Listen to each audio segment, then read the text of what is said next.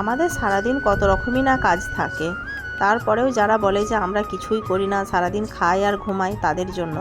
So hello everyone, কেমন আছেন সবাই? আশা করি সবাই ভালো আছেন। আলহামদুলিল্লাহ আমিও অনেক ভালো আছি। তো বাবু বলে গেছেন যে বোরহানি খাবে, সেই জন্য আমি আবার গাছ থেকে পুদিনা পাতা তুলে নিয়ে আসলাম। পুদিনা পাতা, গোলমরিচ, কাঁচা লঙ্কা, চিনি, অল্প সামান্য নুন দিয়ে ভালো করে আগে মিক্সিতে পেস্ট করে নেব। তারপরে এই পেস্টটা দেখলাম যে ভালোভাবে হয়নি, আবার একবার দিলাম। তারপরে এটাকে ছেঁকে নিতে হবে। ছেঁকে নেওয়ার পরে আর একটু সামান্য পানি দিয়ে ভালো করে ওটাকে ধুয়ে নিলাম। এরপর সামান্য কিছুটা দই দিয়ে একবার মিক্সিটা ঘুরিয়ে নিলাম, যাতে ওটা ভালো ক্রিমি টেক্সচার হয়ে যায়। তারপরে আমি আবারও একবার দিলাম, কারণ একবারে যদি দইটা দিই তাহলে তো একদম কাদা কাদা হয়ে যাবে, সেই জন্য আমি আবার ওটা দুবার করে দিয়েছিলাম।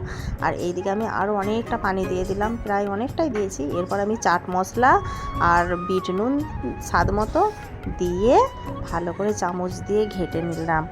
আবার আফরিন হঠাৎ করেই বলে উঠলো যে ও ডাল সেদ্ধ খাবে, মানে ডাল নয় সেদ্ধ, সেটাকে আবার আমাকে পুরা লঙ্কা কাঁচা পেঁয়াজ দিয়ে আমাকে ছেনে দিতে হবে। তো আজকের মতো টাটা।